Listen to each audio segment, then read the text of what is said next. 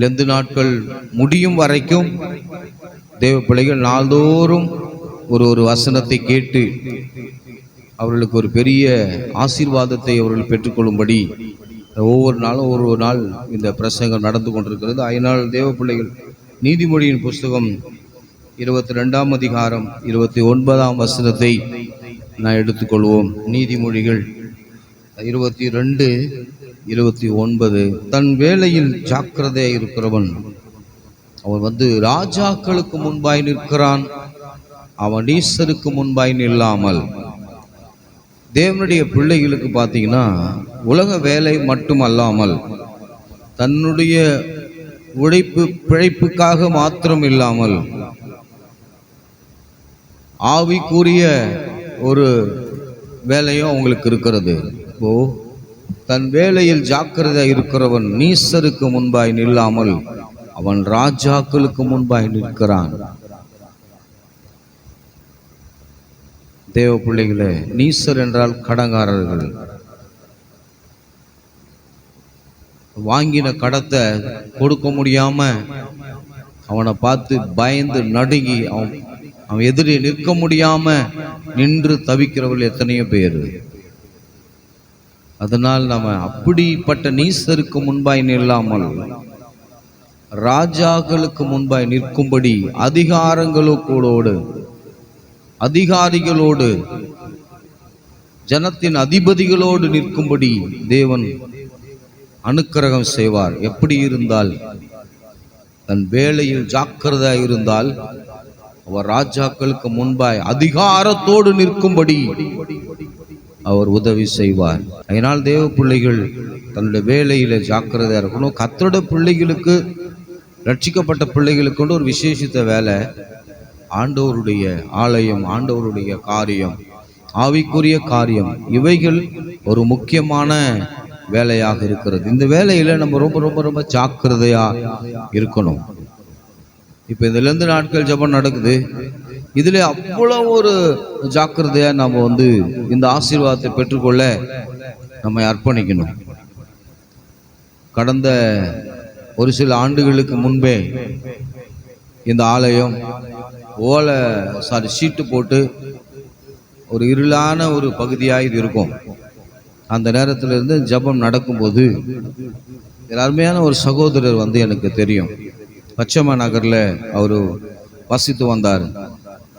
அவருடைய தாய் அவர்களை ஒரு சில காரணங்களுக்காக அவரை அறிமுகப்படுத்தினார்கள். என்னுடைய மகன் ஒரு சின்ன ஆக்சிடென்ட், ஆனாலும் சின்னனா நடக்க முடியாத சூழ்நிலை, படுத்து இருக்கிற மாதிரி ஒரு காலில் ஒரு ஃப்ராக்சர். அப்போ அவங்க தாய் ஒரே நாள் இங்கே வந்தாங்க, இங்கே ஒரு ஆலயம் இருக்குன்னு சொல்லி.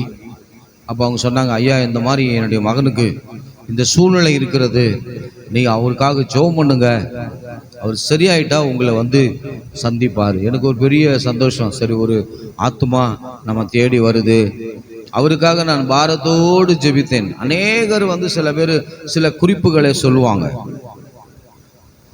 நான் அதை கொஞ்சம் ஜெபம் பண்ணுவேன், ஞாபகம் இருக்கும்போது ஜெபம் பண்ணுவேன், ஞாபகம் இல்லைன்னா அதை விட்டுருவேன். ஆனால் அவருக்கு ஏனோ தெரியல, அவரை குறித்த ஒரு ஞாபகம் எனக்கு எப்போதும் இருந்து கொண்டே இருந்தது. இது பச்சைமா நகர் அப்பதான் உருவாகுது, அது ஒரு புது நகராக. அதுல வருகிறவர்கள்லாம் ரொம்ப ரொம்ப டீசெண்டான ஃபேமிலி எல்லாம் அதில் வராங்க. அதனால அதை குறித்து நான் யோசித்து அந்த நகருக்காகவும் அவருக்காக ஜெபித்தேன். அவர் எங்க இருக்கிறாரு, எந்த ரூம்ல இருக்காரு, எந்த தெருவில் இருக்கா, அந்த அட்ரஸ் நான் அந்த அம்மா கிட்ட வாங்கல.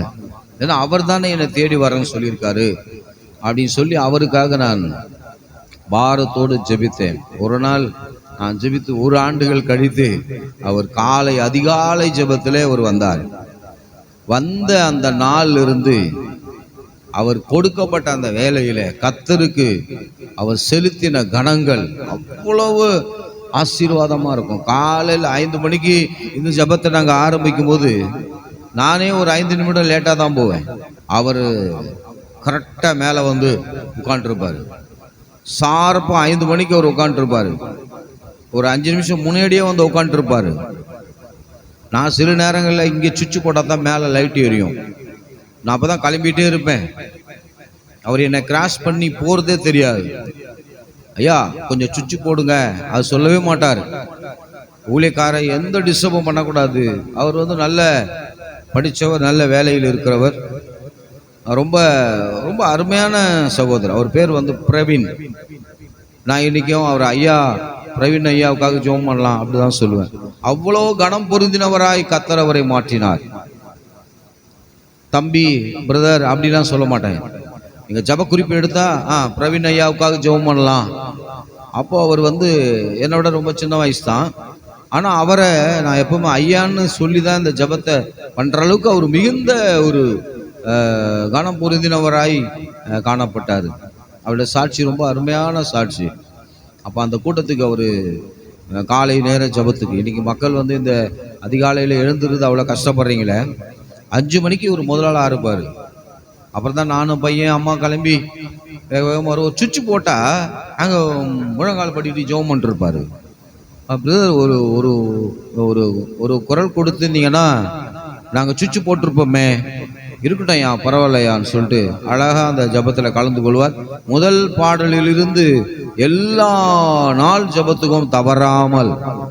இன்னைக்கு நம்ம வந்து வருகிற அத்தனை பிள்ளைகளுக்கும் நல்லா பெட்ஷீட்டு தரோம், பைபிள் கொடுக்குறோம்.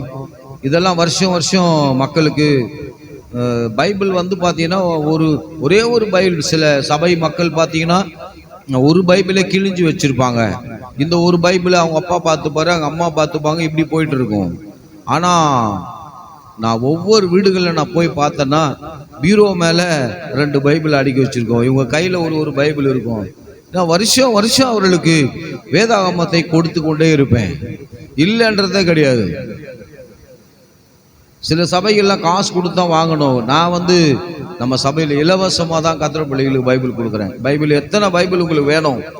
ஆண்டோட வார்த்தையை நீங்கள் படிக்கணும், கர்த்தரோட வேதத்தை நீங்கள் கையில் வச்சுக்கணுன்றதுக்காக அவ்வளோ ஒரு நேசமாக அந்த வேதத்தை நான் நேசித்து, ஒரு சமயம் நான் ஒரு பைபிள் வாங்குவதற்கு 35 ரூபாய் எனக்கு இல்லாமல் ஒரு சபையில் கடன் சொல்லிட்டு வாங்கிட்டு வந்தேன். அந்த நாள்ல இருந்து நான் போதகனான பிறகு நான் கடன் கொடுக்கிற பைபிளை கடனா கொடுக்கிற அளவுக்கு இருக்க மாட்டேன். எல்லாருக்கும் இலவசமா கொடுப்பேன் அப்படின்னு சொல்லி தேவன் அந்த காரியங்களை எனக்கு வாய்க்க செய்கிறார். அப்போ அந்த சகோதரன் பார்த்தீங்கன்னா அந்த தேவன் கொடுக்கப்பட்ட அந்த 40 நாள் ஜபத்திலும் ஒரு நாள் தவறாம காலையில் 5 மணிக்கு சார்பா இருப்பார். அவருக்கு நான் அவர் மேல் கொண்ட ஒரு நோக்கம், அவ்வளோ நேசமா இருந்தேன். ஒரு நாள் ஆண்டவர் ஒரு தீர்க்க தரிசனத்தை ஆண்டவர் வெளிப்படுத்துகிறார். அம்மாவுக்கு ஒரு சொப்பனம் காண்கிறாங்க. என்ன சொப்பனம்னா, அன்னைக்கு டீ காபி போடுவோம், இப்போதான் பிஸ்கெட்டு கேக்கெல்லாம் கொடுக்க ஆரம்பிச்சிட்டோம். அப்பெல்லாம் பார்த்தீங்கன்னா டெய்லி டீ தான் போடணும். டீ போடும்போது சக்கரை காலி ஆயிடுச்சு. அம்மா வந்து 11 மணிக்கு சொல்றாங்க, ஐயா சக்கரை காலி ஆகி போச்சு, கடையெல்லாம் மூடியாச்சு. இப்போ காலையில் நம்ம 5 மணிக்கு வந்துடுவோம், கடையும் திறக்காது. ஆனால் பால் இருக்கு ரெடியாக, ஃப்ரிட்ஜில் வாங்கி வச்சுருப்போம். சரி, காலை விடிஞ்சது, அம்மா வந்து பாலை மட்டும் காய்ச்சிட்டாங்க, சர்க்கரை இல்லை. சரி பார்ப்போம், மக்கள் வந்துட்டாங்களாம், ப்ரேயரும் வந்து முடிஞ்சிட்டான், அதுக்கு பிறகு தான் கடையை திறப்பாங்க. ஒரே கொஞ்சம் மனசு கஷ்டமாக இருந்துச்சு, மக்களுக்கு காப்பி கொடுக்கணுமே அப்படின்னு சொல்லி. அப்போ அப்படி சிந்தித்து கொண்டிருக்கும் போது 5 மணிக்கு எங்களை வந்து அவர் டிஸ்டர்ப் பண்ணவே மாட்டார், நேராக மேலே போவார். அவர் வந்து ஒரு தூக்கில், ஒரு பெரிய தூக்கில் சர்க்கரை எடுத்துட்டு வராரு. அது எப்படின்னா, அம்மா அந்த சொப்பனத்தை காண்றாங்க. பிரவீன் பிரதர் சபைக்கு சர்க்கரை எடுத்து கொண்டு வருவது மாதிரி ஒரு சொப்பனத்தை கண்டாங்க. அது பல சொப்பனங்கள் காண்ற, அந்த சொப்பனம் அன்னைக்கே நடக்கும்னு சொல்லவே முடியாது. ஒரு சில சொப்பனங்கள் மாயா இருக்கும், அது மறைஞ்சிரும், அது வந்து நடக்காது. ஆனா அம்மாவுடைய தீர்க்க தரிசனம் பார்த்தீங்கன்னா, அவங்க சொப்பனம் கண்ட அந்த இரவு காலை விடிந்த உடனே 5 மணிக்கு அவர் சர்க்கரையை ஒரு தூக்கில் கொண்டு வராரு. பெரிய ஒரு ஷாக்கு, எங்களுக்கு ஆச்சரியம். இரவு சொப்பனம் காண்றாங்க அம்மா, பிரவீன் பிரதர் ஒரு சர்க்கரை எடுத்துட்டு வராரு நம்ம சபைக்குன்னு. ஆனா அதே போல அவர் மதலின்ல கொடுத்தாங்க அப்படின்னு சொல்லி அழகா ஒரு தூக்கில் எடுத்துக்கிட்டு ஜம்முன்னு வந்து கொடுத்தாரு. ஒரு பெரிய ஆச்சரியம், எங்களுக்கு ஒரு பெரிய பொக்கிஷமே வந்த மாதிரி இருந்துச்சு. அந்த நேரத்தில் ஒரு 10 ரூபாய் சர்க்கரை இருந்தால் போதும் அந்த அன்னைக்கு உள்ள காப்பி போடுறதுக்கு. ஆனால் அவ்வளோ பெரிய தூக்கில் அந்த சர்க்கரை தூக்கிட்டு வந்து அருமையாக கொடுத்தாரு. கொடுத்த உடனே அன்னையிலிருந்து அவருடைய கர்த்தருக்கு கொடுக்கப்பட்ட அந்த வேலையில அவ்வளோ ஒரு ஜாக்கிரதை. அத்தனை நாளும் அந்த ஜபத்துக்கு அதிகாலையில் 5 மணிக்கு அவர் வந்து அங்கே அமருகிற காரியங்களை பார்க்கும்போது அந்த தீர்க்க தரிசனத்துக்கு அவரை தேவன் பயன்படுத்துறார். தேவன் அவரை பாத்திரங்களாய், இந்த தீர்க்க தரிசனம் பலிக்கிறதுக்கு அவரை ஒரு பாத்திரமாய் பயன்படுத்தினார். ரொம்ப ஆச்சரியம். அதிலிருந்து அவர் என்னுடைய உள்ளத்துல ஒரு ஆழமாய் பதிந்தார். அவருடைய பெயர், அவர் உருவம், அவர் குடும்பம், அவர் பிள்ளைகள், அவர் மனைவி என்னுடைய இருதயத்தில் அப்படியே பதிந்தார்கள். அவர்களுக்காக நான் என்றென்றைக்கும் எப்பொழுதும் ஜெபத்திலே நான் ஜெபித்து கொண்டே இருக்குவேன். அவர் நினைக்கும் போதெல்லாம் அவரை கர்த்தர் ஆசீர்வதிக்கிறார். கொஞ்ச நாள் இருந்தார். திரும்ப இந்த ஈசிஆர் ரூட்ல நினைக்கிறேன், அந்த ஊர் எனக்கு ஞாபகம் வரல. அந்த வீடு பிரதிஷ்டைக்கு நானும் போயிருந்தேன். அங்கே ஒரு அருமையான வீட்டை அவர் வாங்கினார். ஒரு பெரிய வீடு வாங்கி அங்கே ஒரு 2 வருஷம் இருந்தாரு. திரும்ப அவர் லண்டன் போயிட்டார். அவருக்கு தெரியாது அவர் வீடு வாங்குறாரு, அவர் லண்டன் போறாரு. இதுக்கெல்லாம் ஒரு ஜப காரியம் இங்க நமக்கு ஒரு ஜப வல்லமை இங்க இருக்கிறது. ஒரு ஐயா நமக்காக ஜெபிக்கிறாரு, பாரத்தோடு அவர் இருதயத்துல வச்சு நம்ம குடும்பத்துக்காக தான் உழைப்புக்காக அவர் ஜெபிக்கிறாருன்னு சொல்லி அவருக்கு நான் இது வரைக்கும் நான் சொன்னதே இல்லை. சில நேரங்களில் மெசேஜ் போட்டாலோ ஃபோன் போட்டாலோ நான் சொல்லுவேன், ஜெபிக்கிற பிரதர் கண்டிப்பா அப்படின்னு சொல்லுவார். அவர் மெசேஜ் போட்டால் எப்படி போடுவார்னா, கண்டிப்பா நீங்க நல்லா இருக்கீங்கன்னு நினைக்கிறேன், எனக்காக ஜெபிக்கிறீங்க ஐயா அப்படி போடுவார். ஒரே பெரிய ஒரு நம்பிக்கை, அவருக்கும் ஒரு நம்பிக்கை, எனக்கும் ஒரு நம்பிக்கை. இன்றைக்கும் அவருடைய வார்த்தையை கேட்கறதுக்கு நான் ரொம்ப காத்திருப்பேன். தெய்வ வார்த்தையாகவே இருக்கும். ஃபோன் போட அவருக்கு டைம் இருக்காது. அவர் வந்து பார்த்தீங்கன்னா சில நேரங்களில் மெசேஜ் போடுவார். அவர் மெசேஜ் வந்தாலே எனக்கு ரொம்ப சந்தோஷமா இருக்கும். சில நேரங்களில் அந்த பைக்கில் போகும்போதே அவர் மெசேஜ் பார்த்துட்டோன்னா அவ்வளோ ஒரு மகிழ்ச்சியாக இருக்கும். அவருடைய பிள்ளைகள் தன் வேலையில் ஜாக்கிரதையாக இருக்கிறவர்களை கண்டார். அவர்கள் ராஜாக்களுக்கு முன்பாய் நிற்கிறார்கள், அவர் நீசருக்கு முன்பாய் நில்லாமல். இன்றைக்கு அவர் லண்டன்ல அவர் அருமையான வேலை அவர் செய்கிறாரு. அவருக்கு நல்ல ஒரு சம்பளம் உயர்வு அவர் கர்த்தர் கொடுத்துருக்கிறார். இன்னொருவார் பார்த்தீங்கன்னா அவர் குடும்பம்லாம் அங்கே போய் அவர் கூடவே செட் ஆயிடுச்சு. 2 பிள்ளைங்க, ஒரு மனைவி, அழகாக போயிட்டு அங்கே லண்டனில் அவங்க அங்கேயே அவர்கள் குடியிருக்கும்படி தேவன் அனுக்கிரகம் செய்து. இதுக்கெல்லாம் காரணம் ஒரே ஒரு காரணம், தேவனுடைய வேலையில் நம்ம ஜாக்கிரதையாக இருக்கணும். உலக வேலையில மட்டும் நம்ம ஜாக்கிரதை இல்லாமல் கர்த்தருடைய வேலையில் இப்போ ஒவ்வொரு காரியங்களும் ஒவ்வொரு விஷயங்களுக்காய் தேவன் படைத்து மனிதனை மாத்திரம் அவரை துதிப்பதற்காக படைத்தாராம். அதனால நமக்கு இந்த வேலை ஒன்று இருக்கு, விசேஷமான வேலை. காலையில் 5 மணிக்கு உபவாச ஜெபம், வருஷத்தில் ஒரு நாளைக்கு நம்ம இத்தனை நாள் நம்ம ஜெபிக்கிறோம்னா மக்கள் வந்து ஆர்வமாக அதை கலந்து கொள்ளணும். ஏன்னா தானோடு தூக்கத்தை மேன்மை பாராட்டி கடந்து போனா நீசருக்கு முன்பாய் அநேகர் நிற்கிற ஒரு சூழ்நிலை வரும். நீங்களாம் ராஜாக்களுக்கு முன்பாய் நிற்க வேண்டியவர்கள், ரட்சிக்கப்பட்டவர்கள். நம்மளாம் உலகத்தால் கிடையாது. அதனால ராஜாக்களுக்கு முன்பாய் நிற்க வேண்டியவர்கள். அருமையான பிரவீன் சகோதர ஐயா அவர் பார்த்தீங்கன்னா அந்த தேவனுடைய அந்த காலையில் வருகிற அந்த காரியத்தில் அவ்வளோ கரெக்டாக இருப்பாருங்க. நான் பொய் சொல்ல முடியாது.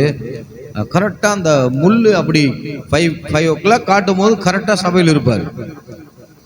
அது ரொம்ப ஆச்சரியம். அவர் எப்படி ஒரு எய்ம் பண்ணி காலையில் எழுந்துப்பாரு. அவர் குளிச்சு அவ்வளோ அருமையா நீட்டா,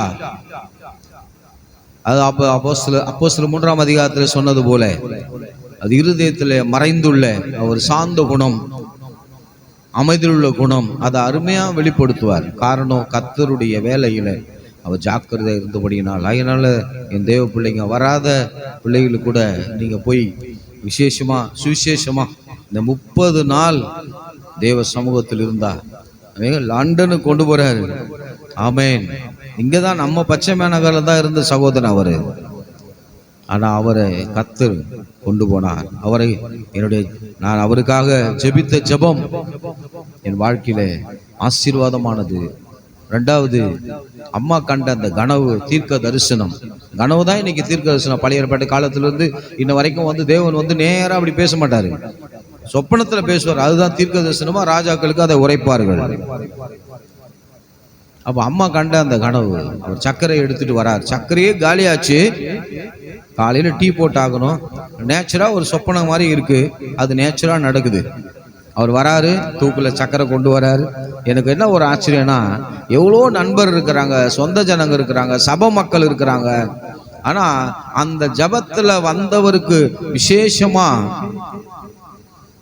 ஒரு பாத்திரமாய் அவரை பயன்படுத்தினாரே. அதனால நான் சொல்றேன், ஆரம்பிச்ச அத்தனை நாள் ஜபத்திலும் நீங்க வந்தீங்கன்னா கர்த்தர் உங்களை ஒரு பாத்திரமாய் எடுத்து பயன்படுத்துவார்.